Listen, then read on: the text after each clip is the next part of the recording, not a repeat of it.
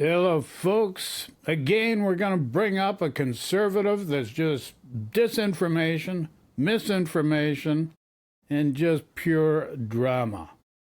So without further ado, we've covered this gentleman before, the Elevate podcast. Many of them out there. We're going to make this one as short as possible. And let me know what you think in the comments section. Simple as that. Good morning, folks. Hope you're doing well. We have a plethora of things to get into, and a story that surfaced on Monday that really kind of got hidden because there's been so much craziness going on this week. We talk about how Mark Carney insults Danielle Smith. Danielle Smith claps back. Pierre Poilievre goes to Alberta, goes to Edmonton, has a crazy, unreal turnout in terms of a rally. Stephen Harper there giving him the nod. And then you have China getting involved in our election yet again, and Mark Carney still being a little quiet. And all the weird, it's just so much hitting the headlines. A lot going on that this one story fell through the cracks. And I think it is something what we need to highlight, and we need to get into how it all connects to what's happening here in Canada, to what's happening in the United States, what's happening globally, and how it all hinges on this election. We are going to get into all of it because the Canadian Privy Council report came out. And essentially, it's a report where they've talked to experts across the whole government of what they anticipate to be the issues moving forward. And the one thing that they agreed upon is that over the next 5 years, Canadians are only set to get poorer. Yes, you heard that right. They're expecting Canadians to only get poorer over the next 5 years. This came out from Blacklock's. The title of the article is Predict Middle Class Doomed. Canadians should expect to become poor. Okay. So, before we get further into that, I'm going to take you to my main screen again because I want to present something for you to look at in detail so you can find out for yourself. Find out for yourself. Okay, let's see. Is this it? Is this it? Can you believe this? Okay. So let's go back to our screen. Back to the main screen. There you go. This is the report, or a segment of the report that he's trying to explain to you. This is where it's based upon. Okay, so this was done in April 2024. And it's done by the King's Privy Council, which is related to the government in power, and this is mandated to do. What it does is look at right here, it just identifies disruptions that are going to affect the government's needs as far as how they operate with policy to help people with geopolitical issues that are going on around the world and how they will affect the economy of Canada and how Canada is run and the various different sectors of the economy and how they will be affected. So if you look here, identifying connections between prominent disruptions and examining spillover effects to underestimated disruptions and disruptions on the horizon. So there's a list of 35 disruptions based on this survey. And this is the survey that's being used for this podcaster's information, this doom crisis and all this stuff. And this is what the disruptions on the horizon are based on that report, not somebody's dissemination of that report, which is being shown to you right now on screen with the other podcaster. We're showing you the original report that what he's showing you is based upon. So, disruptions on the horizon. Society. Age of population has no support. AI runs wild. Basic needs go unmet. Downward mobility is the norm. Food is scarce. Men in crisis. I don't know why you can't have women in crisis. Why does it have to be men and boys? It just makes no sense. People cannot tell what... This is the real issue everywhere. People cannot tell what is true and what is not. And people go to these podcasters like the one we're focusing on here, and you're just getting misinformation. They're not being straight up with you. They're not being honest. And honesty is something that's a varying degree of this or that. And value-based clashes divide society. So the economy, etc., etc., etc. So this is what everything is based on, with what you're being told, and what you're being shown on screen right now is a third party taking this information and putting it down on paper the way they think it should be presented. Simple as that. Now, one thing that you have to remember, this is the foreword here, the things that have happened since 2020 that really have affected what has brought us to the point where we are here today on April the 9th, 2025. So the significant disruptions are the COVID-19 pandemic, which I don't think people just realize how brutal that was to the world economy. It crashed the world's economy. It caused GDP for every country in the world to basically be zero. And when you have a zero gross domestic product and the government's putting out money because people still need money to live and make society run, what invariably is a byproduct of that, you can't avoid it, is a thing called inflation. So after,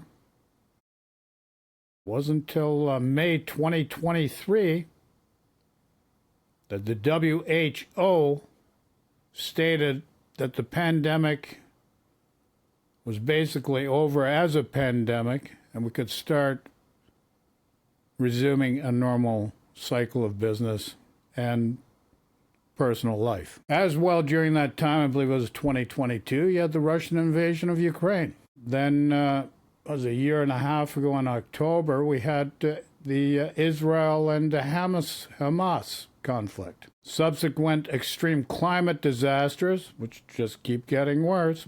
Climate change is real, cannot be ignored. And the affordability factor, where the surging cost of living and global supply chain interruptions.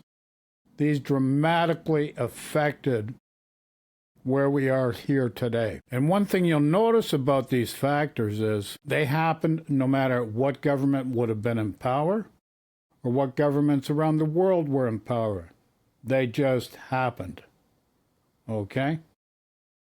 Now, you can't blame it on your government, because no matter what government's there, these factors would have arisen no matter what. So it makes no sense to just say, oh, we've got a lost 5 years. People are telling you a lost decade. They were telling you that back in 2022.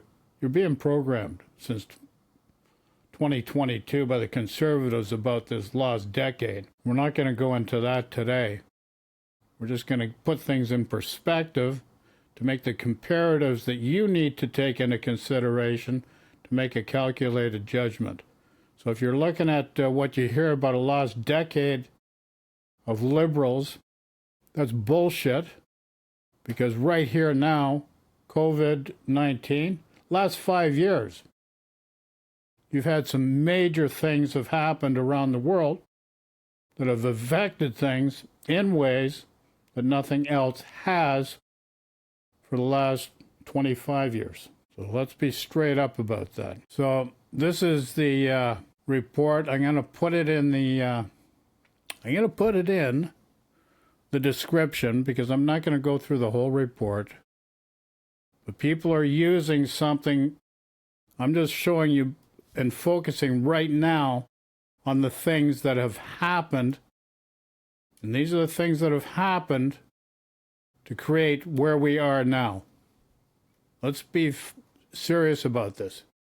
What has happened up to now. This is a forward-thinking report, so the possible crises that we may be experiencing, the possibility of this, that, and this.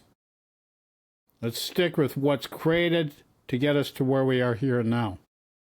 Because if we focus on what got us here now, then we can work at what we need to work at to make sure that we redefine how our future comes into play.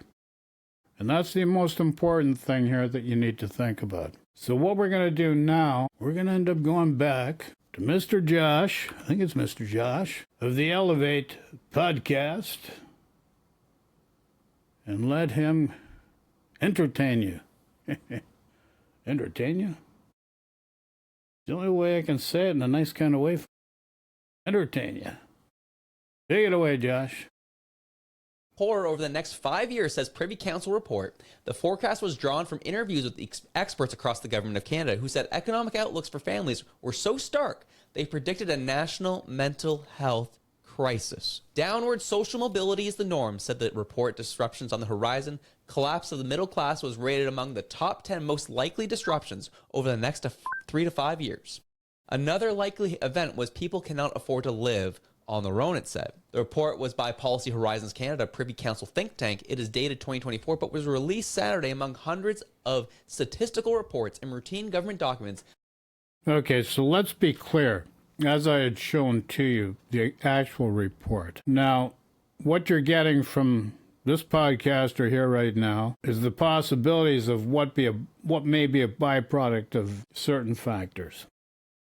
So, I can work at scaring the bejesus out of you, creating fear, fight and flight within your autonomous nervous system, sympathetic, parasympathetic, and endocrinal gland system. But what would that provide for you? This is what everybody does.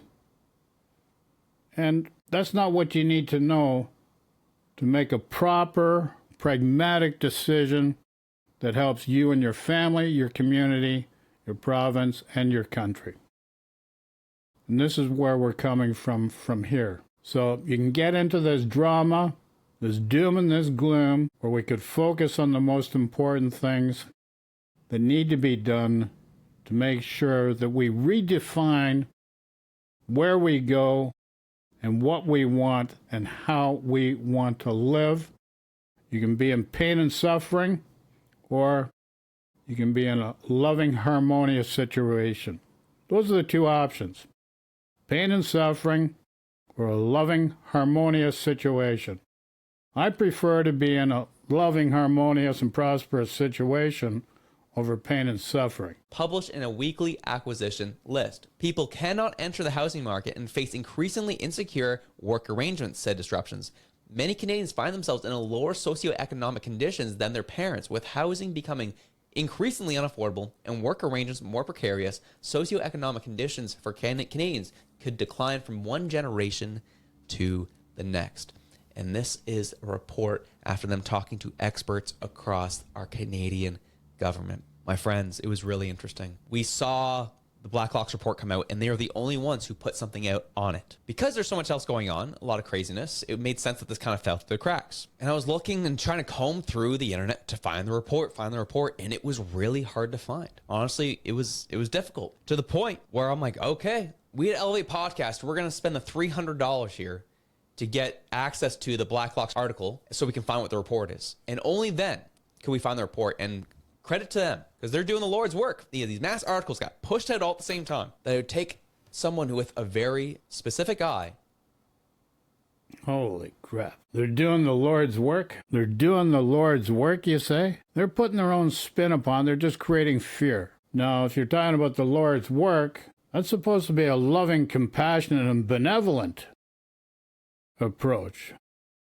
But all everybody's doing here is spinning fear, doom, and gloom. Understand what's happened in the past, we cannot change. What's going to happen in the future, it's not here right now. The only thing we live in, let's be honest, the only thing we live in is in the present time. And it's how we act in the present that's going to dictate what happens tomorrow and any subsequent day thereafter. The Lord providing that we do have a day thereafter. So there you go. So don't strike the fear of God into people. The church has done it in order to control you. Don't you do it to try to control people's thinking. People need to make their own calculated judgments based on pragmatic, thoughtful, rational information to project what needs to be done to make their lives better, community, etc., etc. To be able to find what has been pushed out and what hasn't. It is clear to me that this report was buried for a reason, because it doesn't look good on the current government, especially during an election cycle. It gives credence to what the criticisms that Polyev... Okay. So it's not buried on purpose to give credence. This is a really interesting spin on things. That I categorically classify as bullshit with a capital B and S. I'll provide a copy of a link for the original report so you can see what the real report states and make your own decisions. Not hear it from somebody else and through a third party. Conservatives have had over this liberal government over the past 10 years. You can't blame the Conservatives for 5 years of prosperity being lost. You can't blame... No, but as I had pointed out, for the last 5 years, you had a global pandemic, the worst in 100 years. You had an inflation spike after year 3 of the pandemic because of supply chain situations. The fact that you had no gross domestic product, basically, and you had money from the government to support the people. So it caused an inflation spike. Can't get around it. Got to pay it back. It helped to get you through a tough time. People forget about that stuff. So saying you had the last 5 years, that's bullshit. You've had factors, and magnificent factors, not normal, that have impacted everybody's life around the world. It's not exclusive to Canada either. And the Conservatives for our production to be at the second worst in the OECD. You can't blame the Conservatives for what we're seeing in our current condition. No, you can't. They'll try, but you can't. There's only been one party who's been in power who increased and allowed this all to happen. In some cases, were the reasons it had happened. And what will happen is that you've heard the... We pointed out the reasons. Maybe I should go over it again. What do you guys think? Should I go over it again just once more, just for clarity? Because people have minds of a gnat sometimes. Sometimes, not pointing any fingers. Because people's attention span, a lot of interruptions, kids, business, work, etc., etc. Stuff happens, okay? That I understand. So here you go. December 19th, 2019, it was known there was a COVID-19 pandemic. December 2019. I don't know, it's 2025 right now. You do the math. So you had a COVID-19 pandemic. There you go. 22. Russian invasion of Ukraine. Hey, who would have thought that would have happened? You know how much food goes out of Ukraine to supply Europe, etc., etc.? Then October, what was it, 2023? Israel and Hamas. Still going on right now. If you take a look at Gaza, totally wiped out, bombed out by the Israelis. Then extreme climate disasters. Let's just take a couple. There's many more, but the most recent, California wildfires. Prior to that, in Canada, Jasper. Wiped out, burnt to the ground. It's amazing how just a couple degrees in a temperature can create sparks just from walking on twigs that are dried out and burnt on the ground and cause fire. Then, because of no GDP, because of inflation, you had a surging cost of living. And what impacted that as well? Global supply chain interruptions. They're only starting to get back. Global supply chain interruptions are only starting to somewhat get back to normal. And then you got this guy, Donald J. Trump, or should we call him Nero? I call him Agent Orange because he's ruled by Putin. Those two guys are working together for a couple decades. You're not aware about it. You're not aware of it. But Putin and Trump got a business relationship that goes back for a couple decades. And the oligarchy situation with Putin Donald Trump, Mexican drug cartels, Colombian drug cartels. There's a lot more going on there than what you realize, folks. A lot more. And I'm only just brushing the top of the friggin' skimming like a water strider over the top on that topic. So nonetheless, I just wanted to remind you again, because this gentleman wants to tell you differently, explain things differently, because, hey, he wants a conservative in power. He's looking, his truth is different from my truth. And he's living and basing things on his truth, what he sees, what he knows. My truth is different than his. That's all I'm saying. So let's, I just reiterated what really happened. So to say this lost decade of the liberals is BS, with a capital B and an S, whenever you hear it from anybody. Because the extraneous circumstances that had an impact on the macro and microeconomic factors, GDP, lives of people around the world, I explained what created those cause and effect impacts to have an effect on your life. That's created an affordability issue, and it's created an issue where we have to worry about other factors, or people do have to. I don't suggest worrying about anything. Let's just get on finding solutions. But you got a guy, Donald J. Trump, not going away right away. Guy's a predator. He's going to cause problems, and he has caused problems for Canada. No doubt about it. We're going to listen to Josh just a bit more, but not much more. The arguments, right? Well, it's happening globally, so it's clearly, it's not the liberals' fault. That's the argument. And sure, we can get into that argument another day. I still think it's BS, but we'll let them. Okay, so he's made you aware of what I just explained to you. So let's look at things a little bit differently here now. Growth first agenda. This is what we really need to do. Let's forget about tax cuts. Let's forget about all the other noise that people are trying to sell you, goods, bag of goodies. Because what's this bag of goodies going to bring you? What is it really going to bring you? And that's the question you need to ask yourself. I can't do it for you. You need to ask yourself this question. So there we go. This is what we really need. This is what Canada needs right now, is a growth first agenda. And we're not going to get it with tax cuts. We've got to first of all, number one, dismantle provincial trade barriers. Number two, open up new funnels of trade with the EU. And don't forget, if you're dealing with the EU, you need to have a carbon credit system in place, which we already have. Pierre Poilievre wants to take that away. But our first route for new trade is going to be the EU. And you need carbon, an industrial carbon credit system in place, which we do have. Pierre Poilievre wants to strip you of that also. Number three, we have to work on trade with Mexico, that's already a partner.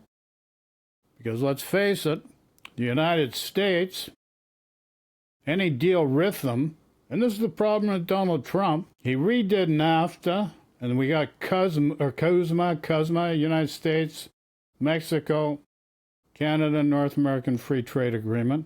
He renegotiated 2018, said it was the best deal. He's already reneged on that now, because now he's gone into a predatory cycle. He's bullying every country in the world. And if you want to deal with the U.S., you've got to pay to play. That's the way he's doing it. So Mexico and Japan, we need to open trade routes with as well. So number one, we need to growth first agenda.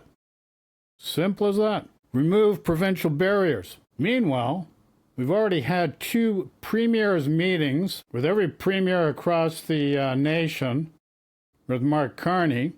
Daniel Smith has gone down to the States, come back, done both those meetings by virtual means, hasn't been in person. And what has she done? Initiated a 12% alcohol, liquor on wine tax. Now, that's no way to start off opening free trade from the West Coast to the East Coast of Canada, is it? I'm sure it's an oversight on her part. Let's give her the benefit of the doubt, because that was in the works before she started her first trip to Mar-a-Lago. But nonetheless, she has been back. And what has she done about making a statement? Because she's a woman that claims she speaks out, and nobody's going to suppress her voice, and nobody wants to suppress her voice. But what happened with the 12% alcohol tax? We need to remove these barriers. Trade from the West Coast to the East Cost. Medicine Hat in Alberta has a great group of people, fantastic group of people, and they can do greenhouse farming. They can expand. They're very adaptive. They're used to the Alberta bust and boom cycles, because that's what happens when you're a province, you're a one-trick pony. It's just oil and gas, nothing else in people's minds.